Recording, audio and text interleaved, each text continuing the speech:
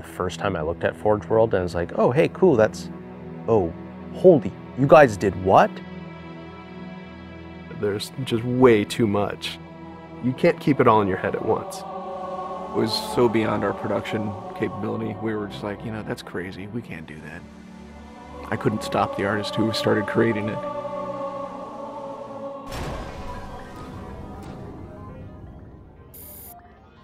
Forge is our editing tool that players can build their own maps. I mean, at its core, it's a map editor. We always had this vision right from the get-go, which is anyone can build anything.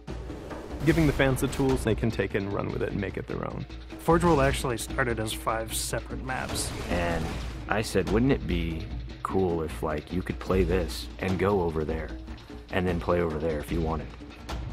And Forge World was born. There were a lot of people telling us that, no, you cannot ship this as one big map. We have this awesome new automatically generated LOD system called impostering that makes objects that are really far away really cheap to draw. We're pushing what we can do with the Forge budget, so that lets us have many more objects up on the screen at once, which lets us put more objects into Forge. Interesting to take the Banshee or Falcon out for a spin in Forge World because it actually takes a while to get from one into the other. The second you come into this space, you should know that you're on Halo.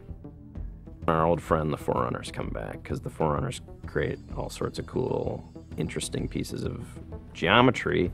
We wanted to give people a variety of locations that they could forge in a different way. So a gulch, an island, an interior, a very small outdoor pocket, and then the rock, which was kind of based off Ascension. Let's use a lot of interesting parts in it so that people can manipulate it or we can change it. Why don't we bring back Blood Gulch and carve it all up into pieces so that people can start manipulating it in interesting ways. And then Sanctuary was the other one. The Cage and Paradiso, that's just Chad and I playing with a map editor and actually building cool maps within Forge World. I mean, we were doing that exactly how the fans would do that. we definitely looked at what we did in Halo 3 and said, what can we learn from this? It's one thing to build just a stunning amount of map variants, but like nobody was expecting Forge art, I don't think. Like that was just a completely, whoa, what? The Rube Goldberg machines, yeah, those are everywhere. In Halo 3, it was cool that you could move things around, but it was still kind of clunky. And we're like, we have to make this better. What are some of the tricks that the community is using, and how can we make those not be tricks and just make those be tools? We took that stuff and made it like a real feature. There's normal, phased, and fixed. So normal is like Halo 3 style, you know, it bumps into stuff when you let it go and it falls to the ground and moves around and stuff. And fixed is the same thing, except when you let it go, it stays exactly where it was. And then phased is the coolest because it means that while you're editing the object, it's not actually interacting with the environment. You can put it through a wall, you can put it, you know, through other objects. Which changed everything for Forge, like immediately. It's much easier to build a Forge space. There's snaps and rotates and degrees and units that you can move things. You can be very precise.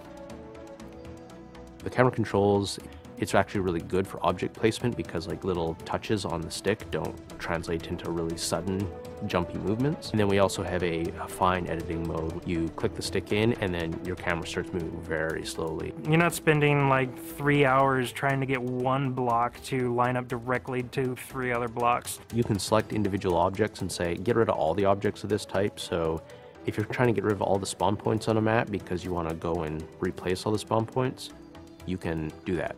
You can do custom colors. You can take these Forge pieces and say, hey, that's blue. So the blue base can truly look like the blue base. Reach's expanded sandbox includes new things like, you know, jetpacks. And if people want to build some sort of 3D map and really make use of the jetpack, they can do that now.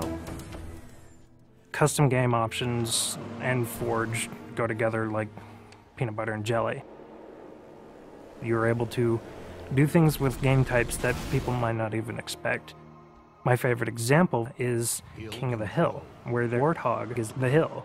I'm super excited to see what people do with it when it goes out, because there's so much crazy stuff in there that's amazing. We are shipping maps on the disc that we made in Forge ourselves. So The tools are there. If you have the time and the talent, you can make it. The community is just going to outstrip us and spank us. With the new tagging system, you can save a forged variant, you can post it to your file share, and then you can say, you know, sweet new map. Things that are good are downloaded by a lot of people and passed around to a lot of people, and that makes the really sweet stuff bubble up to the top. I'm looking forward to what the next big community game type is going to be. We realized that Reach was our swan song to Halo, and what better way to do that than to let people do what we've been doing all along, which is creating new cool maps. It's nice to go out with a bang, and this is a pretty big one.